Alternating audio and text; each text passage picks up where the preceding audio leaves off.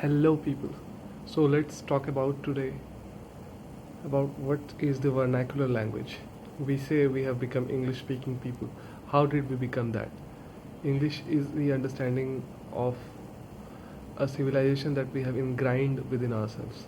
It's not as if the language has something very special about it or very unique about it, which is not there in the other languages of the world. But today we discuss how English became the lingua franca, not of its only country but of the entire world.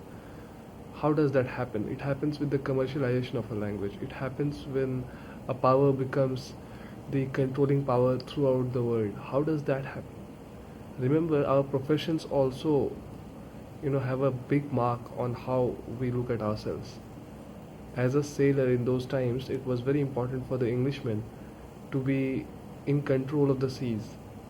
To be in control of the seas, it was also very important to be in control of the inhabitants who were living beside the seas, because resources are not easily assessed without controlling the people.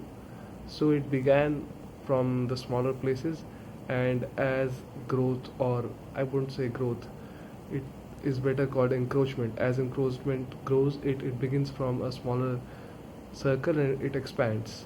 Okay, so it expanded from England. It began from there.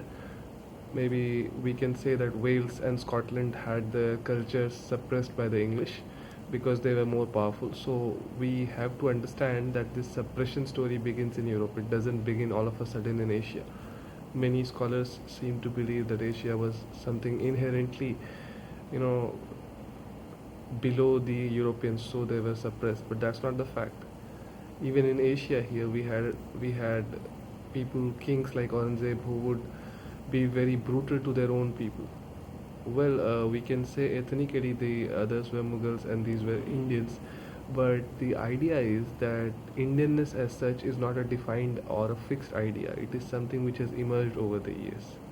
Okay, being Indian as we call it today is a mix of a lot of things.